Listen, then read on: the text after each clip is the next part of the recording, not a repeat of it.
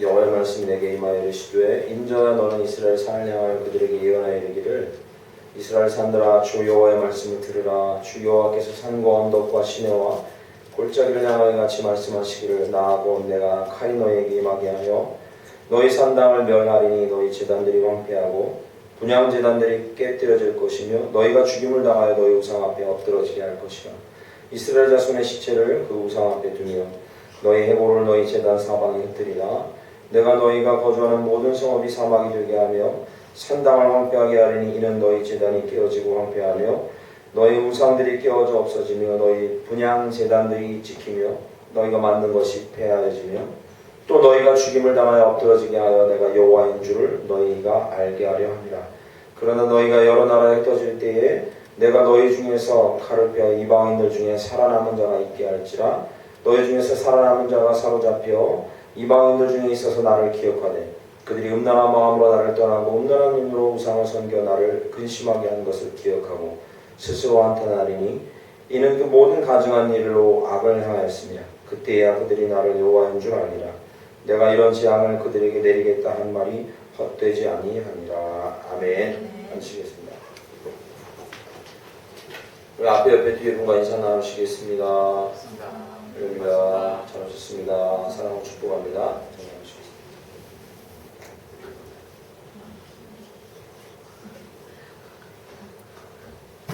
단비가 내립니다. 단비 좀 습하긴 하지만 또 앞으로 더 더워진다고 하긴 하지만 그래도 중부지방은 좀 비가 와야 가물은 것이 해결될 것 같습니다. 감사한 비인데 남쪽 지방은 또 고통이 심합니다. 그래서 또 기도해 주시기 바랍니다. 남쪽 지방의 태풍으로 인해서 고통이 심합니다. 서현 양, 요 가운데 불 좀 켜주실래요? 이거? 여기 가운데가 안 켜져서 조금 어둡습니다. 환하게 하고 가운데 좀 켜주십시오. 네. 오늘은 에스겔 6장 1절부터 10절 말씀 본문으로 내가 여호와인 줄을 알게 하리라. 이 말씀으로 하나님의 말씀 은혜 나누기 원합니다. 이 관종이라는 단어가 일상 용어처럼 지금 이제 일반화됐습니다. 저는 처음에 이거 한 2년 전쯤 들었을 때 도무지 알 수 없었는데 관심종자의 줄임말이라는 걸 알게 됐습니다. 요즘에 뭐 그냥 일반 명사처럼 돼버렸어요. 돼버렸는데 이 단어에 대해서 연구하거나 또는 곱씹는 사회학자들은 그것이 대단한 의미를 갖고 있다 뭐 이렇게 얘기합니다. 사실 들어보면 맞는 얘기 같기도 해요. 서로에게 얼마나 관심이 없는지를 반증하는 것이기도 하고, 그러니까 알아달라는 몸부림을 치는 거죠. 그렇기도 하고, 또 하나는 이 디스플레이가 중요한 시대이라는 걸 관증하는 것이죠.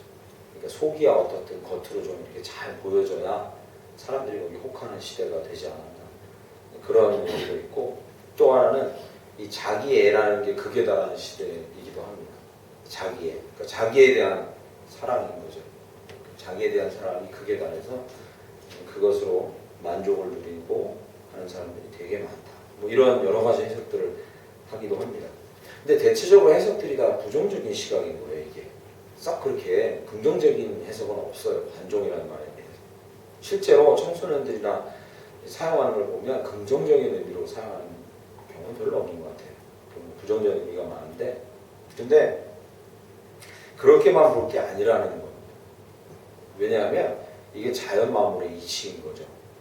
그냥 새들의 노래, 꽃들의 향연. 생각해 보세요. 이제 새들이 노래하는 이유도 꽃들이 형형색색의 꽃을 피워서 향연을 벌이는 것도 그렇고, 요번에 그 말레이시아 갔다 와서 거기서 신기한 걸 봤는데, 밤에 이제 호숫가에서 반딧불이가 나무에 붙어 있는 걸 봤는데, 한두 마리 뭐 이런 정도가 아니라 거의 뭐 엄청난 평수의 나무에 반딧불이가 붙어서 크리스마스 트리를 연상케 할 정도로 막 반짝이는 거예요. 그런데 이것은 그냥 이치입니다. 자연만물의 이치. 종족 보존, 생존, 먹이를 찾는 이치입니다. 그렇죠. 맞는 얘기 아닙니까? 자연만물이 그렇게 자기를 봐달라고 하는 관종짓을 하는 것은 사실상은 이 생존과 식기 사냥 이런 것과 같은 대단히 자연스러운 이치입니다. 그런데 그거보다 한 걸음 더 나아가서 이것은 그들이 창조된 목적이기도 합니다. 창조된 목적 자체예요. 저희가 로마서 1장 20절 말씀에 잘 아는 구절이 나오는데 이런 구절이 나옵니다. 창세로부터 그의 보이지 아니하는 것들, 그가 누구냐면 하나님입니다. 하나님은 어쩔 수 없이 볼 수가 없죠. 창세로부터 하나님은 자기가 보여지지 않기 때문에 하나님의 영원하신 능력과 신성이 어디에 나타날 수밖에 없냐면 그가 만드신 만물을 통해서 나타날 수밖에 없다. 이렇게 로마서 1장 20절은 얘기합니다. 그렇게 따져본다면 모든 만물은 그들이 가진 태생적인 아름다움이나 존재하는 동안의 그 아름다움을 어떻게든지 계속 발산해서 뭐를요? 하나님의 능력과 그리고 하나님의 위대하신 신성을 드러내기 위해 존재한다고 보면 됩니다. 뭐 그런 면에서 보면 관종이라는 것이 썩 나쁜 것도 아닙니다. 내가 가진 아름다운 것, 내가 가진 능력과 내가 하나님께서 나에게 주신 것들을 드러내고자 하는 것들은 뭐 썩 그렇게 나쁘게만 볼 것은 아닙니다. 그냥 단적으로 얘기하면 세상이 하나님을 알도록 하나님은 우리에게 심겨주신 것들인 거죠. 이것을 발산하는 것 자체는 나쁜 게 아닙니다. 그래서 시편 8편 기자는 시편 8편을 이렇게 시를 읊으면서 주께서 만들어 두신 해와 달, 별들, 그의 손으로 지으신 것이 얼마나 아름다운가 하고서 주님이 만들어 놓으신 것을 가지고 하나님의 능력과 신성을 찬양하는 것이 얼마나 자연스러운 일인가, 그것이 하나님의 목적하고 있는 것이다 라는 것을 분명히 얘기해 줍니다. 물론 죄라는 것 때문에 이런 태생적인 아름다움을 잃어버리거나 스스로 빼앗긴 경우가 있어서 그것의 반의 반도 못 드러내는 경우가 대부분입니다. 그러나 그럼에도 불구하고 이렇게 길에 지나가는 이 무당벌레 한 마리부터 시작해서 늙어서 죽을 때까지 사람에게까지 모든 생물에게는 할 수 있는 한 살아있는 동안 힘을 다해서 이 목적을 위해서 살아간다 해도 과언이 아닙니다. 뭐요? 하나님의 아름다움을 드러내기 위해서 살아간다 해도 과언이 아닌 줄 믿습니다. 그것이 목적입니다. 만물이 그러한데 여러분은 어떻습니까? 저와 여러분. 만물이 그 목적을 위해서 자기의 충실한 목적을 감당하며 살아가는데 저와 여러분은 어떻습니까? 라고 물어본다면 되게 거창한 것을 생각하실지 모르지만 이건 거창한 문제가 아닙니다. 되게 간단하고 그리고 생활 밀착적으로 파악할 수 있는 겁니다. 일을 하는 것을 생각해보면 저 사람 솔선수범하는데요. 너무나 희생적이네요. 이렇게만 이런 시각으로 많이 바라본다면 어떤 사람이 솔선수범하고 희생적이에요. 야 정말 저 사람 본받자 대단하다 이렇게 바라본다면 이건 나중에 어떤 결말이 되냐면요. 그 사람이 죄로 인해 타락한 성품이 드러나서 만약에 한번 실수하거나 잘못하거나 또는 일을 망치게 되면 실망으로 이르게 됩니다. 그렇지 않습니까? 그죠? 그런데 만약에 여러분과 제가 일할 때 그런 시각으로 보지 않고 저 사람 되게 헌신적이고 희생적이고 솔선수범하네요 라는 걸 저 사람은 그런 환경은 저렇게 할 만한 환경이 전혀 아닌데 저러고 있네요. 만약에 그렇게 시각에서 바라볼 수 있다면 그러면 시각이 다른 데로 갑니다. 어떻게 그럴 수 있을까라는 쪽으로 가는 거죠. 그러다 보면 저 사람은 믿고 있는 것이 무엇이고 신뢰하고 있고 붙드는 가치관이 무엇인지를 가고 나중에 어떤 결말이 이르게 되냐면 하나님을 믿는 사람에게 저렇군요. 이렇게 된다는 거죠. 이해하시겠죠? 그죠? 하나님을 알게 하는 쪽으로 흘러가는 거예요. 이번에 가서 본 게 많은데 사진은 다 올리지 못합니다. 선교사님과 그 어린이들 안전을 위해서 거기가 이슬람 국가라 사진을 SNS에 올리지 못하는데 만나본 대부분의 사람들이 난민들이고 그리고 자기 나라를 잃고 되게 어려운 환경에 사는 사람들인데 계속 느끼는 것은 저희보다 믿음이 아주 좋고 그것을 지키려는 노력이 엄청나다. 꿋꿋하게 살아가고 있다는 거. 이거 보면서 많이 도전을 얻었는데 근데 그걸 보면서 저 사람 원래 성실하구나 이런 생각은 안 들어요. 그럼 어떤 생각이 드냐면 어떻게 저럴 수 있지라는 생각이 계속 드는 거예요. 그렇게 접근하다 보면 저 사람이 믿는 사람이구나. 하나님의 성품이 저 안에 드러났구나. 이렇게 이르게 되는 거죠. 결말이. 이건 다른 문제입니다. 만약에 저와 여러분이 운동할 때요. 운동하니까 건강을 유지해서 좋습니다. 처음에. 운동하니까 건강을 위해서 좋은데 계속 운동을 하다 보면 어떤 일이 생기냐면요. 운동 자체가 목적이 되는 일이 생깁니다. 그런 분들 여기 보셨습니까? 저는 안 가는데 제 아내는 한 5개월, 6개월씩 끊으면 한 달에 한 3만 원짜리 시구에 헬스 클럽 있죠. 이런 데 싼데. 가면요. 한 일주일에 2번인가 3번 가는 것 같은데 자기 몸을 이렇게 지탱하려고 가는 것 같은데 거기 보면 하루 종일 거기 계신 아주머니들이 계시대요. 막 도시락 싸가지고 와서 거기 계시더라고요. 그러니까 그분들은 거의 그게 생활이 된 그거 자체가 목적이 돼버린 분들이 계시다는 거예요. 뭐 비난하는 건 아닙니다. 그렇게 해도 어떻게 다른 불건전한 쪽으로 스트레스를 해소하는 것보다 낫겠지만 그러나 어쨌든 운동을 하다가 운동이 정말 좋네요 하다가 운동 자체가 목적이 돼버리면 이건 별 의미가 없는 겁니다. 그런데 운동을 하는데 그 목적이 무엇이냐 하면 내 몸을 지켜서 내가 감당하고 있는 하나님의 일이나 예배나 직장이나 이런 것을 위해서 내 몸을 내가 지켜야겠다라고 한다면 그건 나중에 결말이 이렇게 되는 겁니다. 하나님의 선하심을 드러내는 것이 되는 거죠. 그렇지 않습니까?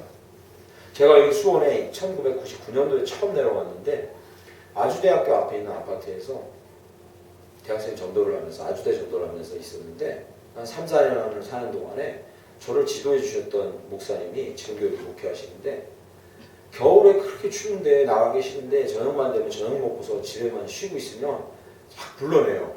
그래서 뭘 하냐면 아주대 운동장 가서 운동장을 10바퀴 딱 돌고 나야 집에 들어가고 계속 불러내는 거예요. 그래서 처음에는 너무 싫어서 이거 하지 맙시다.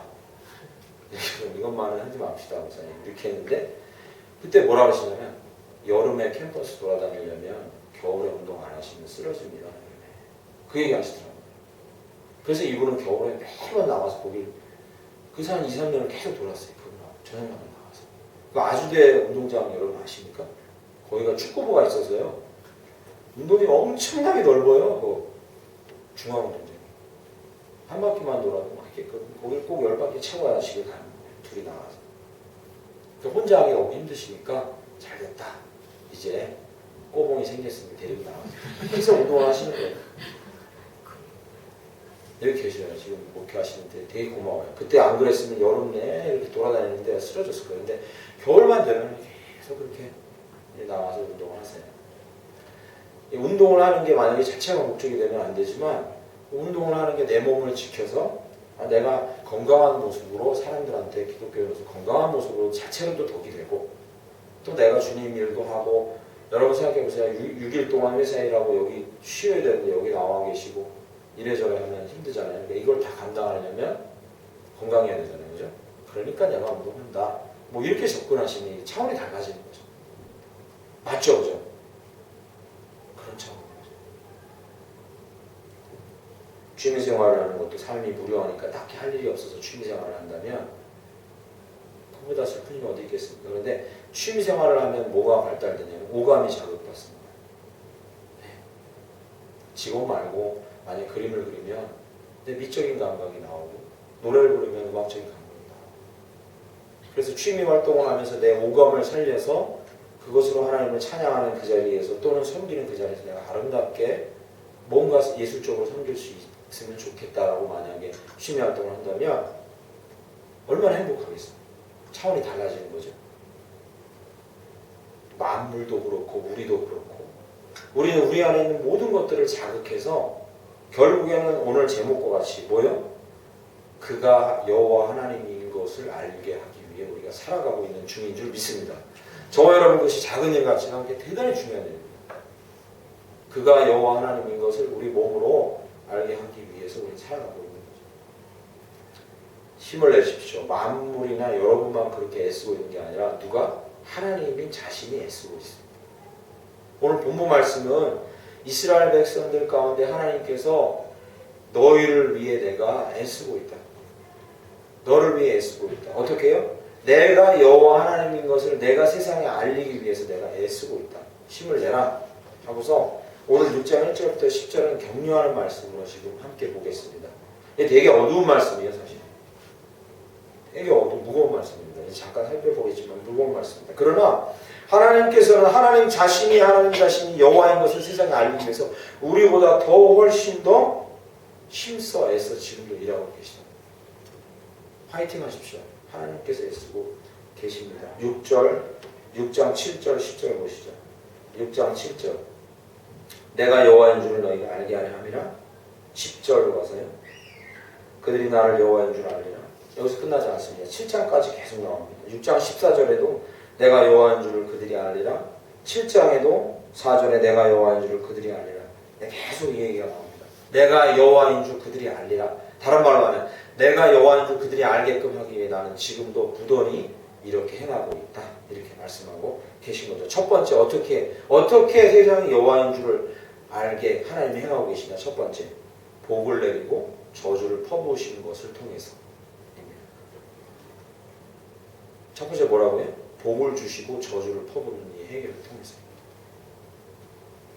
오늘 본문 말씀 제가 빨리 읽을 테니까 한번 눈으로 찾아보십시오. 3절에 칼이 너에게 임하여 너희 산당을 멸하고, 4절에 너희가 죽임당해서 우상 앞에 엎드러지고, 5절에 우상 앞에 너희 해골이 있고, 그리고 제단 사방에 너희 시체를 흩트리라. 시체와 해골을 흩트리라. 끔찍한 말씀이 이어집니다. 6절에 너희 성읍이 사막이 되게 하고 너희가 만든 것이 폐하여지고, 7절에요 너희가 죽임을 당하여 엎드려진다. 이렇게 끔찍한 얘기입니다. 사실 이거 다 끔찍한 얘기입니다. 이스라엘 백성이 너희가 섬기던 산당 우상 숭배하던 건 다 무너지고 너희는 죽어서 그 시체들이 길바닥에 막 엎드러질 거다. 그 얘기를 하고 계십니다. 되게 끔찍한 얘기예요. 되게 끔찍한 말씀입니다. 그러나 딱 한 가지를 지키기 위해서 그렇게 하신다는 목적을 뭐예요? 하나님께서 여호와라는 사실을 그들이 알게 하기 위해서입니다. 여호와라는 말의 의미가 무엇입니까? 첫째입니다. 두 번째는 나중에 설명하겠습니다. 첫째는요, 여호와라는 말의 의미가 약속을 성실히 이행하는 자라는 뜻입니다.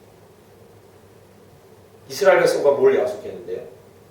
너희가 나를 섬기면 철저히 복이고 나를 섬기지 않고 배반하면 저주가 임할 것이라는 약속. 이것을 내가 지금 지키고 있다. 이렇게 얘기합니다. 그걸 알게 하려면 어떻게 해야 되는데요? 배신하고 배역했으니 심판이 임해야 되는 게 마땅한 거죠. 하나님은 자기를 알리고 있는 중인 거예요. 하나님 좀 봐주시면 안 됩니까? 한 번 더. 물론 이해하기 힘든 부분이 있습니다. 오늘 본문 말씀 그것까지 얘기 나누면 아주 길어집니다. 이게 변증한 얘기로 가버려서 지난주에 나눈 대로 엄청 길어집니다. 이해하기 힘들겠지만 그러나 한 가지는 기억해 주십시오. 하나님을 배반하고 하나님 아예 버리는 백성들에게 그들을 그대로 둔다면 하나님이 여호와인 것을 그들은 알 수 없고 세상도 알 수 없게 됩니다. 엄중한 심판을 베푸는 것은 하나님 자신이 여호와임을 알리고 계신 중입니다. 하나님 너무 잔인하지 않습니까? 그러면 그걸 보고 우리는 어떻게 해야 합니까? 믿는 사람들은 너무 잔인하지 않습니까? 어떻게 해야 합니까? 여러분 어떻게 해야겠습니까? 하나님이 자신을 여호와라고 알리고 있을 때 막 믿지 않는 백성이나 이런 사람들을 저주하고 심판할 수 어떻게 해야 합니까? 제가 말레이시아 땅에 가보니까 거기가 이슬람 나라라는 걸 어떻게 알았냐면 두 가지로 알았습니다. 가는 데마다 모스크가 있어요. 이슬람 사원. 이게 지붕이 둥그렇고 위로 올라가서 다리 있는, 걔네 상징은 다리잖아요. 다리 붙어 있는 모스크가 막 차 타고 가는 데마다 여기저기 있어요. 한 번에 10,000명 들어가는 모스크도 있고 엄청난 모스크들이 막 널려 있어요. 뿐만 아닙니다. 새벽 5시가 되면 하루의 첫 기도 시간에 자고 있으면 나사 이러면서 연불 외우는 것 비슷하게 방송으로 경전이 막 읊어집니다. 그러면 저는 직감적으로 그때마다 뭘 느끼냐면 직감적으로 그냥 습관적으로 직관적으로 했던 기도가 뭐냐면 좀 불쌍히 여겨주십시오. 조금만 더 기다려주십시오. 라는 기도를 드릴 수밖에 없습니다. 왜냐하면 왜겠습니까? 하나님이 그 땅에서 하나님이 여호와인 것을 알리려면 뭐든지 하실 수밖에 없는 상황이기 때문에 조금만 더 기다려주시고 긍휼히 여겨주십시오 라고 기도할 수밖에 없었습니다. 왜냐하면 그렇게 하실 수밖에 없기 때문에 계속 배역하는 백성을 향해서는 그렇게 하실 수밖에 없기 때문에 그렇습니다. 그러면 우리는 그때 어떻게 하냐? 불쌍히 여겨달라고 충고해야 됩니다. 지금도요? 지금도 그렇습니다. 지금 교회에서 하도 은혜를 강조하니까 뭐든지 용납되고 괜찮다는 식으로 얘기하니까 하나님의 저주나 심판은 아예 없는 것으로 여기는 분들이 계십니다. 그렇지 않습니다. 하나님이 자기를 알리는 방식은 두 가지예요. 내가 여호와인 줄 알리는 방식은 두 가지예요. 분명히 행하십니다. 하나는 복이고 하나는 저주입니다. 지금도 여전히 그렇습니다. 믿는 자들에게도 여전히 그렇습니다. 그러나 우리가 그것을 위해서 할 수 있는 일이 있어요. 긍휼을 구합니다. 주님 긍휼을 여겨주십시오. 좀 기다려주십시오. 할 수 있는 거예요. 그러나 변하지 않는 사실은 그는 여호와인 것을 알리기 위해서 복을 주시기도 하고 저주하시기도 하십니다. 그렇지 않으면 여호와가 아닙니다. 반대로 생각해 보면요, 복을 내리시기도 사실입니다. 오늘 본문 말씀은 복을 내린다는 사실은 써있지 않지만 이 약속, 에스겔의 약속은 언제 한 겁니까? 모세오경에 이미 한 거잖아요. 출애굽에서 너희가 나를 따르면 생명을 보장받을 것이요, 때마다 비를 내릴 것이요, 때마다 먹을 것을 줄 것이요, 너희 자녀가 잘 될 것이요, 그러니까 대대 후손이 잘 될 것이다 라는 복을 주신 거죠. 이것도 역시 여호와 하나님이 자기를 여호와라고 알리는 방식인 줄 믿습니다. 그렇게 하십니다. 반드시. 이 방문한 신방을 간 그 남녀학교 교사 중에 한 교사 집에 신방을 갔는데 힌두교도인이었는데 모두가 힌두교도인인데 자기만 기독교를 개종한 여인의 집에 신방을 갔는데 딸아이는 잘 일어서지도 못하는 심신이 아주 미약한, 그러니까 다리뼈가 이렇게 얇은, 그래서 일어나는 데 보니까 되게 힘들어하더라고요. 한 10살 어간 뭐 이렇게 되는 거죠. 일어나기도 힘들어하고 1년에 한 번씩은 죽을 정도로 앓는 아이입니다. 그러니까 집안에서 완전히 내쫓겼고 교제가 끊긴 상황인 거죠. 그리고 자기가 힌두교도인 자기 아버지와 친정아버지와 함께 살았으면 부하게 살았을 텐데 부도 빼앗기고 허름한 집에서 이제 사는 거죠. 그런데 그 여인의 입술을 통해서 들은 고백이 참 아름다운 고백입니다. 이게 뭐냐면 하나님은 지금도 나를 복주시고 내 기도를 들으셔서 계속 하나님께서 채워주고 계십니다. 이런 고백을 듣는 거예요. 이게 뭐냐면 하나님이 자신이 여호와인 것을 증명하고 계신 거예요. 내가 계속 포기하지 않고 기도하니까 내 남편에게 직장이 생기고 화물차오면, 내가 포기하지 않고 계속 기도하니까 내 아이가 하나님을 믿고 가르치는 학교에 다니게 되고, 그리고 내가 교사 일을 하게 되고, 그리고 나의 집과 나의 가정이 이렇게 복을 받게 되고 하나님의 손 안에서 이런 고백을 하는 거예요. 이것은 하나님께서 자기가 여호와인 줄 알리는 표시인 거죠. 행위인 거죠. 이것이 없다면 이것은 하나님이 아닌 거예요.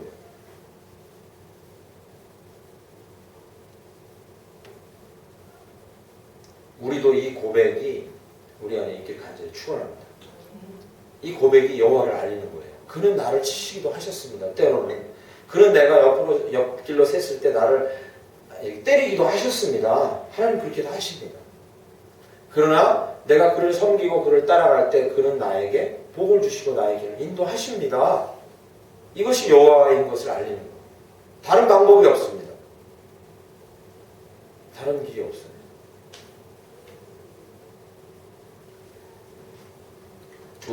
마지막 두 번째, 하나님께서 자신이 여호와인 것을 알리는 방법 두 번째.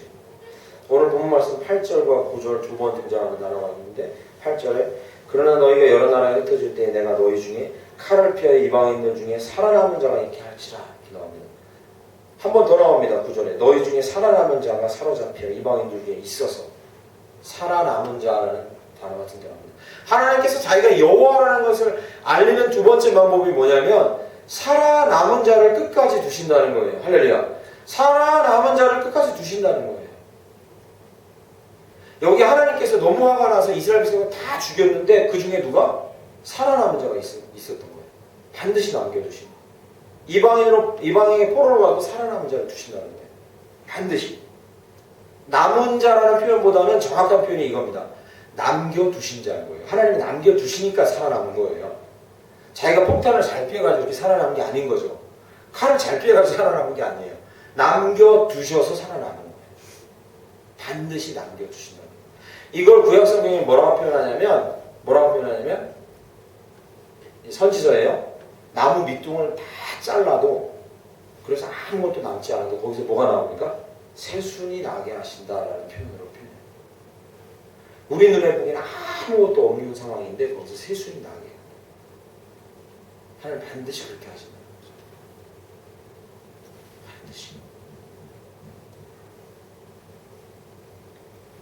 반드시 심판 가운데에도 남겨두십니다. 우리 개인에게 적용하면요. 우리를 때로는 아프게 하셔도 반드시 여지를 두시고 다시 우리가 소생할 기회를 주시고 다시 활력을 찾을 기회를 주시고 우리에게 다시 기회를 주시고 다시 소망을 주시고 다시 살아갈 수 있게 하시는 그게 하나님께서 자기가 여호와인 것을 알리는 방식이에요. 여기까지는 다도 잘 이해를 못하실 겁니다. 이제 완전한 이해가 이제 다음에 나옵니다.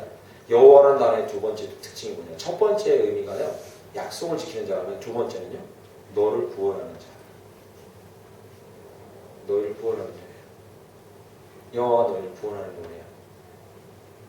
목사님 이게 무슨 의미죠? 그러니까 살아나는 자가 처음에 10만 명 있다가 100명으로 줄었다가 1000명으로 줄고 1000명으로 줄었다가 100명으로 줄고 10명으로 줄고 그래서 한 명 남아서 구원했네? 10만 명 중에 한 명 구원했습니다. 할렐루야. 한 명 구원했군요. 이런 의미입니까, 목사님? 그 의미가 아니에요. 그 의미가 아닙니다. 그 의미가 아닙니다. 잘 들으십시오. 이스라엘 백성 중에 남은 자를 남겨두신 이유가 뭐겠습니까? 그건 딱 하나예요. 그들 중에 네가 때깔이 좋아서다. 이게 아니고요. 남은 자가 있는 이유는 그 후손 중에 누가 나와야 되니까? 예수. 그 후손 중에 예수가 나와야 하니까. 그 후손 중에 예수가 나와야 하니까 남은 자를 살려두신 거예요. 왜 그렇습니까? 예수가 태어나고 예수가 구원을 완성해야 비로소 여호와라는 이름이 완성되는 거예요. 할렐루야. 비로소 여호와라는 이름이 완성되는 거예요. 나는 여호와다라는 게 완성되는 시점이 어디냐? 예수님이 구원을 완성하실 때. 그때까지는 다 진행 중인 작업이에요.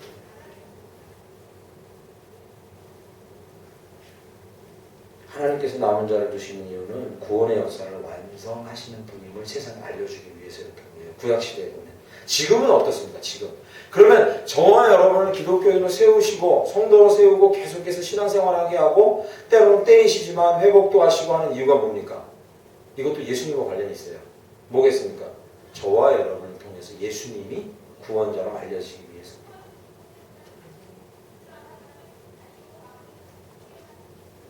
그래서 이사야 53장 2절 이렇게 씁니다. 많은 나무에 밑둥이 잘리고 순이 나는 것처럼 이사야 53장 2절은 그는 주 앞에서 자라나기를 연한 순 같다. 이렇게 씁니다. 이게 예수님의 별명이에요. 연한 순. 다 없어. 다 잘려도 거기서 순이 나고 남은 자 중에 순이 나고 해서 그 중에 가장 고귀한 순이 나는데 그게 뭡니까? 연한 순. 예수 그리스도가 나고 여호와 하나님의 구원하시는 일이 완성됩니다.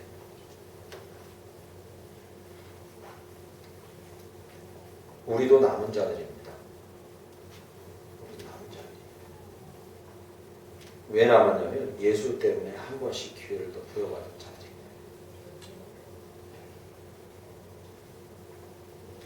우리의 인생은 그러므로 예수와 그리고 약속을 지키며 구원을 이루는 여호와 하나님을 세상에 알리기 위해 남겨진 자들. 이게 너무 무거운 준책 같지만 그래도 너무 큰 부담을 느끼실 건 없습니다. 결국에 남은 자들을 통해서 구원을 이루시고 완성하실 분, 자기를 알리실 분은 궁극적으로 하나님 그분인 줄 믿습니다. 우리는 거기에 쓰여지기 위해 도구라고 인정하기만 하면 됩니다. 우리 자신. 하나님의 바람은 하나고 우리의 삶의 목적도 하나입니다.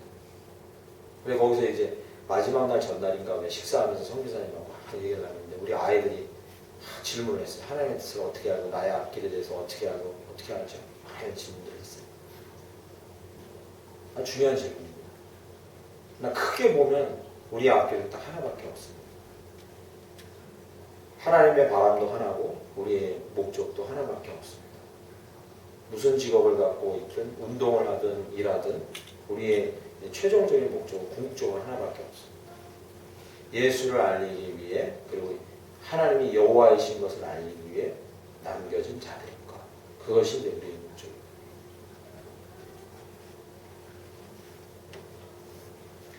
알리는 일은 이벤트와 외침으로 가능합니다. 이게 세상이 잘 쓰는 방법입니다. 그죠? 예. 세상이 잘 쓰는 방법은 이벤트 또는 외침입니다.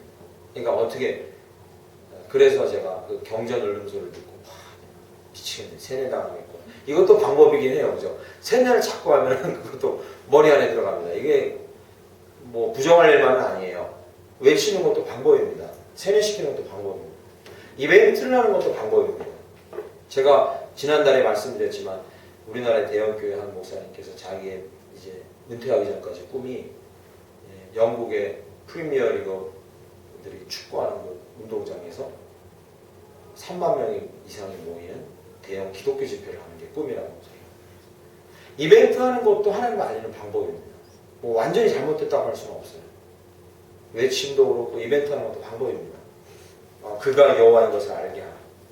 하나님이 이 약속을 지키시는 분이고 여호와는 구원하시는 분입니다 하고 이렇게 외치거나 이벤트 하는 것도 좋은 방법입니다. 그러나 오늘 우리가 기억해야 될 것은 삶의 구석구석에서 우리가 침투해서 하나님께서 우리에게 복과 저주를 주시고 그리고 하나님께서 우리를 통해서 세상을 구원하시기에 우리를 살려 남겨두신 아주 고귀하고 그리고 축복의 통로가 되는 백성들이라는 사실을 사람들이 보게 하는 것이 더 좋은 방법인 줄 믿습니다. 세상에 침투해서 보게 하는 것이 더 좋은 방법. 외치고 말아버리면 그 증거를 볼 수가 없어요. 그것도 좋은 방법이긴 하지만 삶의 구석구석에 침투해서 하나님께서 저 사람 아픈데요. 저 사람들이 너무 안 좋은 일이 계속 생겨요. 그런데 그 중에서도 꿋꿋하게 견디고 서서 결국에는 은혜를 누리고 또 회복돼요. 성도는 그렇잖아요. 많이 그렇죠. 그걸 보고 하나님, 세상 사람들은 얘기해요. 하나님은 아프게도 하시고 잘못된 걸 고치시고 그를 섬기는 자들에게 은혜를 주시는 분이구나. 하나님 알게 돼요.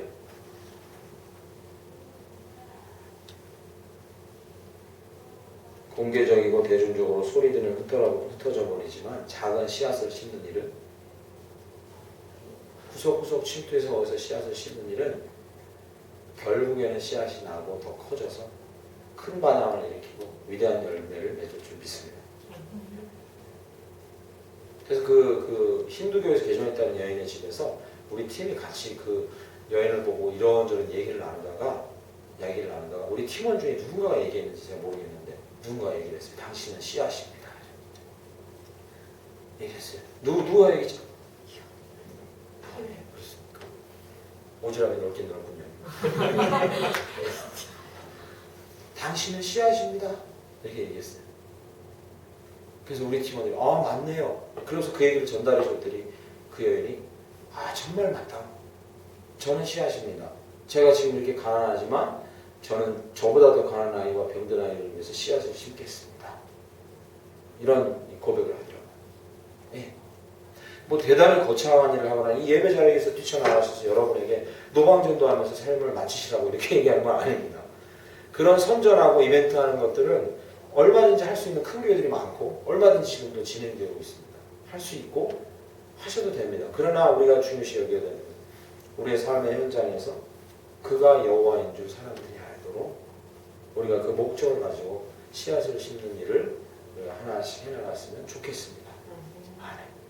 그래서 하나님께서 이 땅 가운데 모든 이들에게 알려지고 인정받고 높임을 받으시는 그런 역사가 우리를 통해서 삶에서 드러나길 간절히 축원합니다.